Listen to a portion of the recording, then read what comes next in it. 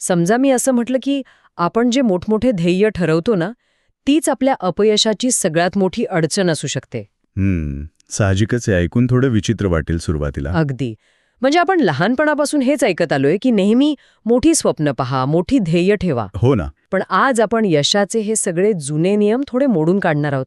आजच्या या डीप डाईव्हमध्ये आपण जेम्स क्लिअर यांचं जे ॲटॉमिक हॅबिट्स नावाचं अतिशय लोकप्रिय पुस्तक आहे. अरे भन्नाट पुस्तक आहे ते. हो ना, तर त्यावर आणि त्या संबंधित काही क्रांतिकारी संकल्पनांवर आपण सखोल चर्चा करणार आहोत. नक्कीच. विशेषतः जे विद्यार्थी स्पर्धा परीक्षांची तयारी करतायत किंवा जे तरुण व्यावसायिक आपल्या करिअरमध्ये स्वतःला सिद्ध करू पाहतायत, त्यांच्यासाठी ही चर्चा एकदम दिशादर्शक ठरणार आहे. अगदी बरोबर. आणि कसं आहे ना, या संपूर्ण चर्चेचा एक मुख्य गाभा आहे जो जेम्स क्लिअर यांनी अतिशय स्पष्टपणे मांडलाय.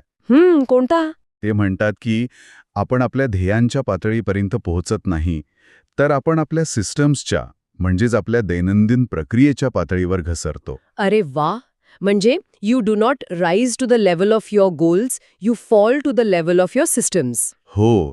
आपण सगळेच ठरवतो की वजन कमी करायचंय किंवा परीक्षेत पहिला यायचंय, हे झालं ध्येय. बरोबर. पण जर आपली अभ्यासाची किंवा व्यायामाची रोजची पद्धतच ती सिस्टीमच चुकीची असेल, तर केवळ भिंतीवर ध्येय लिहून ठेवून काहीच साध्य होणार नाहीये. खरंय. म्हणजे केवळ ध्येय डोळ्यांसमोर असणं पुरेसं नाहीये. पण मग या सिस्टम्स किंवा प्रणाली काम कशा करतात? त्यासाठी आपल्याला छोट्या बदलांचं गणित समजून घ्यावं लागेल. हां, पुस्तकात एक अतिशय भारी आणि सोपं गणित दिलंय. 1% नियम, द 1% रूल. कंपाऊंडिंग. हो. आपण जर ठरवलं की रोज फक्त 1% स्वतःमध्ये सुधारणा करायची, तर हेच गणित चक्रवाढ व्याजासारखं म्हणजे कंपाऊंड इंटरेस्टसारखं काम करतं. अगदी बरोबर. म्हणजे वर्षाच्या शेवटी आपण तब्बल 37 पटीने अधिक चांगले झालेले असतो. 37 पट हे खूप मोठं आहे. हो ना. म्हणजे श्रोत्यांनी डोळ्यांसमोर एखादा जे कर्व आणावा. आलेखावर सुरुवातीला तो आलेख अगदी सपाट वाटतो, पण काही काळानंतर तो अचानक रेषेसारखा वेगाने वर जातो. आणि हेच सूत्र प्रत्यक्षात कसं काम करतं याचे एक उत्तम उदाहरण म्हणजे ब्रिटिश सायकलिंग टीम. अरे हो, ते डेव्ह ब्रेल्सफोर्ड यांचं उदाहरण ना? हो. त्यांच्या प्रशिक्षकांनी म्हणजे डेव्ह ब्रेल्सफोर्ड यांनी कोणती एक मोठी क्रांती केली नाही. त्यांनी काय केलं, सायकलचे टायर कशाने पुसायचे, इथपासून ते खेळाडूंनी कुठल्या प्रकारच्या उशीवर झोपायचं, इथपर्यंत अगदी छोट्या छोट्या गोष्टींमध्ये फक्त 1% सुधारणा केली. म्हणजे अक्षरशः उशी आणि मसाज जेलमध्ये पण. हो, अगदी छोट्या गोष्टी. सुरुवातीला कोणालाच यातून काय निष्पन्न होईल याचा अंदाज नव्हता. पण या छोट्या सुधारणांच्या साखळीने त्यांना ऑलिम्पिक आणि टूर डी फ्रान्समध्ये अभूतपूर्व यश मिळवून दिलं. पण इथे एक मोठी अडचण येते बघा. आपण जेव्हा अभ्यासाला किंवा व्यायामाला सुरुवात करतो ना, तेव्हा आपल्याला लगेचच रिझल्ट्स हवे असतात. मानवी स्वभावच आहे तो. हो, म्हणजे अनेकदा आपण 2 आठवडे जिममध्ये जातो आणि आरशात पाहतो की काही फरक पडलाय का, फरक दिसत नाही, आणि मग आपण निराश होऊन ती सवय सोडून देतो. याच मानसिक अवस्थेला पुस्तकात एक नाव दिलंय, सुप्त क्षमतेचे पठार किंवा प्लॅटो ऑफ लेटंट पोटेन्शियल. सुप्त क्षमतेचे पठार थोडं सोपं करून सांगाल? कसं आहे ना, आपण जे कष्ट घेतो ते सुरुवातीला वाया जात नसतात, ते साठवले जात असतात. ओके. पण मानवी मेंदूला तातडीने फळ मिळण्याची सवय असते. जेव्हा ते फळ लगेच दिसत नाही तेव्हा निराशा येते. हे समजून घेण्यासाठी आपल्याला त्या साठवलेल्या ऊर्जेकडे लक्ष देणं गरजेचं आहे. यासाठी मला पुस्तकातलं ते बर्फाच्या तुकड्याचं उदाहरण खूप पटलं बरं का. ते आईस क्यूबचं अॅनालॉजी. हो. समजा एका खोलीचं तापमान 25 अंश फॅरेनहाइट आहे. तिथे एक टेबलवर बर्फाचा तुकडा ठेवलाय. तापमान आपण 26, 27, 28 असं वाढवत नेलं तरी बर्फ तसाच राहतो. अगदी तसाच असतो. 31 अंशांपर्यंत काहीच बदल दिसत नाही. पण जसं तापमान 32 अंशांवर जातं तो बर्फ अचानक वितळायला लागतो. बरोबर. आता विचार करण्यासारखं गोष्ट ही आहे की 28 किंवा 30 अंशावर दिलेली उष्णता वाया गेली का? अजिबात नाही. बरोबर ना. ती उष्णता त्या बर्फाला वितळण्याच्या बिंदूपर्यंत नेण्यासाठी साठवली जात होती. विद्यार्थ्यांच्या बाबतीतही नेमकं असंच होतं ना. अगदी तसंच होतं. महिने अभ्यास करून मॉक टेस्टमध्ये मार्क वाढत नाहीत आणि मग अचानक एका दिवशी सगळे कन्सेप्ट क्लिअर होतात आणि आलेखाचा तो जे कर्व वर जातो. अगदी अचूक. आणि म्हणूनच या बर्फ वितळण्याच्या बिंदूपर्यंत म्हणजेच त्या 32 अंशांपर्यंत पोहोचण्यासाठी सातत्य टिकवणं सर्वात कठीण असतं. खरंय. आणि हे सातत्य केवळ एखाद्या ध्येयावर लक्ष केंद्रित करून मिळत नाही, कारण ध्येयांमध्ये एक मोठा विरोधाभास दडलेला आहे. म्हणजे कसा? समजा एका धावण्याच्या शर्यतीत 10 लोक भाग घेत आहेत. त्या 10पैकी 10 लोकांचं ध्येय पहिलं येण्याचं असतं ना. हो, साहजिकच. म्हणजे जिंकणाऱ्याचं ध्येय आणि हरणाऱ्याचं ध्येय एकच असतं. त्यामुळे फक्त ध्येय ठेवून कोणी जिंकत नाही. एक सेकंड थांबा. जर ध्येय ठेवणं इतकंच चुकीचं आहे, तर मग दिशा कशी ठरवायची? ध्येय पूर्णपणे निरुपयोगी असतात का? नाही. ध्येय दिशा ठरवण्यासाठी उत्तम असतात, पण प्रत्यक्षात प्रगती करण्यासाठी सिस्टम्सच लागतात. हां. कसं आहे, ध्येय साध्य करणं हा केवळ एका क्षणाचा बदल असतो. परीक्षा पास होणं हा एक क्षण आहे, पण रोज अभ्यास करत राहणं ही एक प्रक्रिया आहे. हा फरक खूप महत्वाचा आहे. हो, त्यामुळे निकालावर नाही तर स्वतःच्या ओळखीवर म्हणजेच आयडेंटिटीवर लक्ष केंद्रित करणं जास्त गरजेचं असतं. ओळख हा खरोखरच या चर्चेतला सगळ्यात मोठा टर्निंग पॉइंट आहे असं मला वाटतं. नक्कीच. म्हणजे आपण नेहमी काय मिळवायचे या परिणामाच्या मागे धावतो, पण कोण बनायचंय यावर आपण विचारच करत नाही. अगदी बरोबर. समजा एखाद्या व्यक्तीला सिगरेट सोडायची आहे आणि कोणीतरी तिला सिगरेट ऑफर केली. ती व्यक्ती म्हणते, नाही धन्यवाद, मी सिगरेट सोडण्याचा प्रयत्न करतोय. ऐकायला हे खूप सकारात्मक वाटतं. हो, वरवर पाहता चांगलं वाटतं, पण मानसशास्त्रीयदृष्ट्या त्यात एक मोठी चूक आहे. काय? ती व्यक्ती अजूनही स्वतःला एक व्यसनी माणूस मानते, जी फक्त बदलण्याचा प्रयत्न करत आहे. तिची स्वतःबद्दलची ओळख अजूनही तीच जुनी आहे. अरे, हा विचार मी केलाच नव्हता. हो ना. जोपर्यंत ती ओळख बदलत नाही, तोपर्यंत सवय कायमस्वरूपी बदलणं कठीण असतं. बरोबर. पण जर त्या व्यक्तीने असं म्हटलं की नाही धन्यवाद, मी सिगरेट ओढत नाही, तर हा पूर्णपणे वेगळा दृष्टिकोन झाला. अगदी. इथे ती व्यक्ती सांगत आहे की सिगरेट ओढणं हे तिच्या व्यक्तिमत्वाचा, तिच्या ओळखीचा भागच नाहीये. आणि याच कारणामुळे ना बदल 3 स्तरांवर होतो. कोणते 3 स्तर? सर्वात बाहेरचा स्तर म्हणजे परिणाम किंवा आउटकम्स, उदाहरणार्थ वजन कमी करणं. ओके. मधला स्तर म्हणजे प्रक्रिया किंवा प्रोसेस, म्हणजे रोज जिममध्ये जाणं. हां. आणि सर्वात आतलं एकदम खोल स्तर म्हणजे ओळख किंवा आयडेंटिटी, म्हणजे मी एक निरोगी व्यक्ती आहे हा विश्वास. म्हणजे आउटकम्स, प्रोसेस आणि आयडेंटिटी. हो, आणि जेव्हा आपण एखादी छोटी कृती करतो, तेव्हा ती कृती आपण भविष्यात कोण बनू इच्छितो यासाठी दिलेलं एक मत किंवा व्होट असतं. वोट? हे कसं? म्हणजे रोज एक पान वाचून कुणी लगेच ज्ञानी होत नाही, पण त्या एका पानाच्या वाचनाने मी एक वाचक आहे या ओळखीला एक मत नक्की मिळतं. ही मतांचं उदाहरण खरोखरच खूप प्रभावी आहे, पण मला सांगा, जर ओळख बदलणं एवढं सोपं असतं, तर सगळ्यांनीच ते केलं असतं ना? हो, ते वाटतं तितकं सोपं नाहीये. म्हणजे जेव्हा आपण नवीन सवय लावण्याचा किंवा जुनी मोडण्याचा प्रयत्न करतो, तेव्हा आपलाच मेंदू आपल्या विरुद्ध काम करतो असं का वाटतं? या सवयी आपल्या मेंदूत मुळात तयार कशा होतात?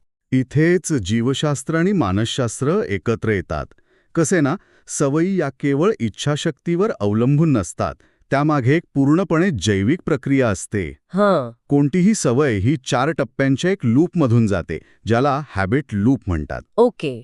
म्हणजे तो मेकॅनिकल प्रोसेस ना? हो. पहिला टप्पा आहे खूण किंवा इशारा, ज्याला आपण क्यू म्हणतो. हा इशारा मेंदूला कृती करण्यासाठी जागृत करतो. दुसरा टप्पा म्हणजे तीव्र इच्छा किंवा क्रेविंग. ओके. तिसरा टप्पा म्हणजे आपला प्रतिसाद किंवा रिस्पॉन्स. आणि चौथा? आणि चौथा टप्पा म्हणजे बक्षीस किंवा रिवॉर्ड. म्हणजे जर दैनंदिन जीवनातील उदाहरणाने सांगायचं, सांगा. मोबाईलचं नोटिफिकेशन वाजणं हा इशारा किंवा क्यू झाला. अगदी बरोबर. कोणाचा मेसेज आलाय हे पाहण्याची उत्सुकता ही इच्छा किंवा क्रेविंग झाली. हो. मोबाईल हातात घेऊन स्क्रीन पाहणं हा प्रतिसाद झाला. आणि शेवटी नवीन माहिती मिळाल्यावर जे काही समाधान मिळतं ते बक्षीस किंवा रिवॉर्ड झालं. बरोबर. एकदम परफेक्ट. पण यातली सर्वात महत्वाची आणि आश्चर्यकारक गोष्ट या बक्षिसात नसून त्या तीव्र इच्छेमध्ये आहे. म्हणजे क्रेविंगमध्ये? हो. आपल्याला नेहमी वाटतं की एखादी कृती पूर्ण केल्यावरच मेंदूला आनंद मिळतो. हो, तसंच वाटतं आपल्याला. पण प्रत्यक्षात डोपामाइन नावाचं जे रसायन मानवी मेंदूत असतं ना, त्याची पातळी बक्षीस मिळण्यापूर्वीच म्हणजेच अपेक्षेच्या टप्प्यावरच वाढते. 1 मिनिट, म्हणजे प्रत्यक्ष कृती करण्याआधीच मेंदूला आनंद मिळतो? हे कसं काम करतं? होय, आणि याच कारणामुळे सवयी इतक्या शक्तिशाली असतात. जेव्हा मोबाईल वाचतो तेव्हा मेंदूला अपेक्षा असते की काहीतरी रंजक बघायला मिळणार आहे. त्या अपेक्षेपोटी डोपामाइनची पातळी वेगाने वाढते आणि ती वाढलेली पातळीच आपल्याला ती कृती करायला भाग पाडते.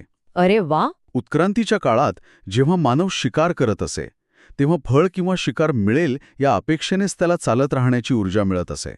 आजही आपला मेंदू त्याच जैविक प्रक्रियेवर चालतो, जे याच हॅबिट लूपच्या 4 टप्प्यांवर आधारित आहेत. The 4 laws of behaviour change. अगदी. चांगल्या सवयी लावण्यासाठी हे नियम असे आहेत. पहिला, खूण स्पष्ट करा, म्हणजेच मेक इट ऑब्व्हियस. ओके. दुसरा, सवय आकर्षक बनवा, म्हणजेच मेक इट अट्रॅक्टिव्ह. तिसरा, कृती सोपी करा, मेक इट इझी.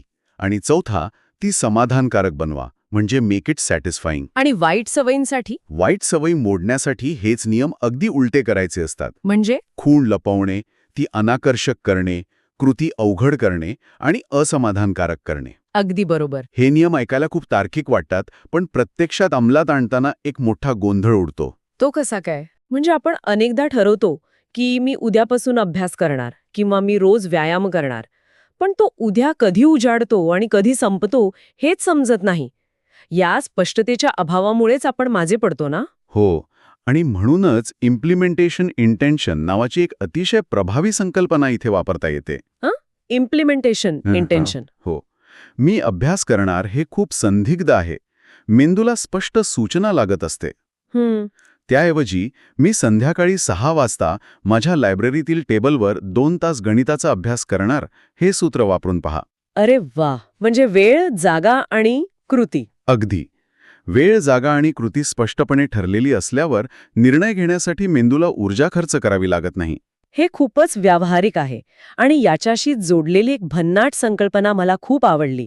ती म्हणजे परिसराची रचना किंवा एन्व्हायरमेंट डिझाईन. हां, खूप महत्वाचा मुद्दा आहे. आपण नेहमी प्रेरणेची किंवा मोटिवेशनची वाट पाहत बसतो, पण प्रेरणा ही खूप क्षणभंगूर असते.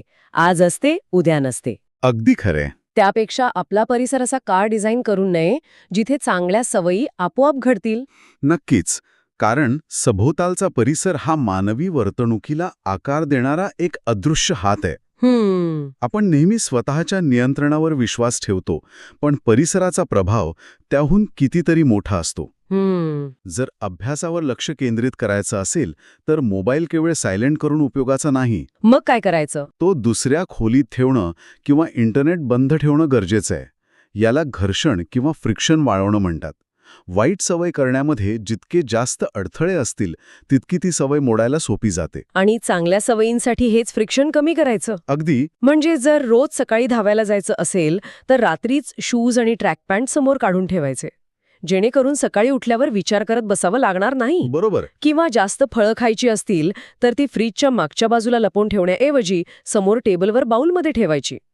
म्हणजे आपण एका अर्थाने चांगल्या सवयींना अपरिहार्य बनवत आहोत. नक्कीच. परिसर असा डिझाईन करायचा की योग्य कृती करणं सर्वात सोपं आणि चुकीची कृती करणं सर्वात कठीण होईल.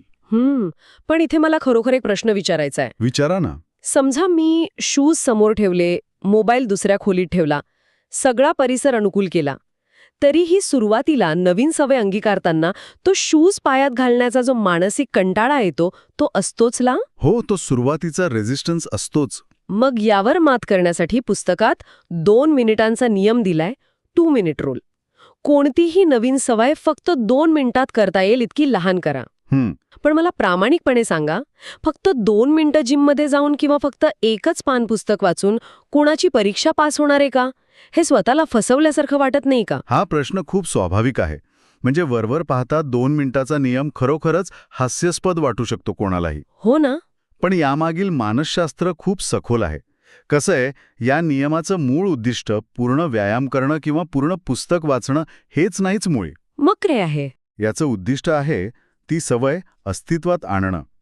कोणतीही सवय सुधारण्यापूर्वी ती अस्तित्वात असणं गरजेचं असताना बरोबर. जी सवय अजून तयारच झालेली नाही ती आपण कशी काय सुधारू शकतो? म्हणजे आधी सवय प्रस्थापित करायची आणि मग ती ऑप्टिमाइज करायची किंवा वाढवायची. अगदी.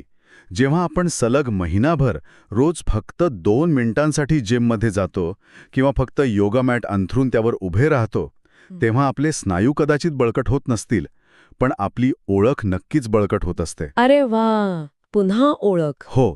आपण स्वतःला एक असा माणूस म्हणून सिद्ध करत असतो जो कधी आपला व्यायाम चुकवत नाही. ती 2 मिनिटं तो सुरुवातीचा मोठा मानसिक अडथळा दूर करतात. एकदा का कृती सुरू झाली की पुढे जाणं सोपं असतं. हे खरंच विचार करण्यासारखं आहे. म्हणजे आपण नेहमी परफेक्शनच्या किंवा परिपूर्णतेच्या मागे धावतो. जर मी पूर्ण तासभर व्यायाम करू शकत नसेल तर मी करणारच नाही, असा आपला दृष्टिकोन असतो. हो, तो ऑल ऑर नथिंग अप्रोच. अगदी. पण एक पुशअप करणं हे अजिबात व्यायाम न करण्यापेक्षा 100 पटींनी चांगलं आहे. एक पान वाचणं हे पुस्तक अजिबात न उघडण्यापेक्षा खूप मोठं यश आहे. प्रगती ही सातत्यावर अवलंबून असते, परिपूर्णतेवर नाही. आणि हेच या संपूर्ण चर्चेचं मुख्य सार आहे. छोट्या छोट्या गोष्टी जेव्हा त्या सातत्याने केल्या जातात तेव्हा त्याचं रूपांतर एका प्रचंड मोठ्या परिणामात होतं. तर आजच्या या सखोल विश्लेषणाचा आपण थोडक्यात आढावा घेऊया. आपण पाहिलं की मोठी ध्येय केवळ दिशा दाखवण्यासाठी असतात, पण खरी जादू त्या 1% छोट्या आणि रोजच्या सिस्टम्समध्ये असते. बरोबर. आपण हेही समजून घेतलं की नुसते परिणाम बदलण्यापेक्षा आपली स्वतःची ओळख किंवा आयडेंटिटी बदलणं किती गरजेचं आहे. सवयींचं विज्ञान, त्यामागील डोपामाइनचे जैविक खेळ, परिसराची योग्य रचना करून वाईट सवयींमधील अडथळे वाढवणे आणि नवीन सवयीला सुरुवात करण्यासाठी 2 मिनिटांचा नियम वापरणे, या सगळ्या संकल्पना खऱ्या अर्थाने विचार करायला लावणाऱ्या आहेत. हो. आणि जर आपण या सर्व गोष्टींचा एका मोठ्या चित्राशी संबंध जोडला ना, तर एक गोष्ट खूप स्पष्ट होते. कोणती?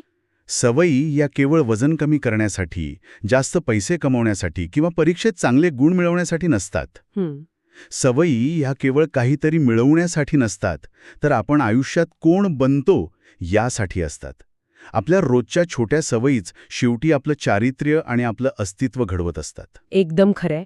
आणि यातूनच जाता जाता मला एका वेगळ्या विचाराकडे लक्ष वेधावंसं वाटतं. आपण 1% सुधारणा किंवा 1% घसरणीचा नियम स्वतःच्या अभ्यासासाठी आणि करिअरसाठी पाहिला. पण विचार करा, जर हाच नियम आपण आपल्या मानवी नातेसंबंधांना किंवा संपूर्ण समाजाला लावला तर? अरे, हा खूपच वेगळा अँगल आहे. हो ना? मैत्रीत किंवा कुटुंबातील नात्यात जर संवादाचा अभाव असेल आणि दररोज फक्त 1% अदृश्य घसरण होत असेल तर ती किती घातक ठरू शकते. नक्कीच खूप घातक ठरेल. आणि सर्वात भयंकर गोष्ट म्हणजे त्या सुप्त क्षमतेच्या पठारावर जोपर्यंत आपण असतो तोपर्यंत आपल्याला नातं बिघडत असल्याची जाणीवच होत नाही.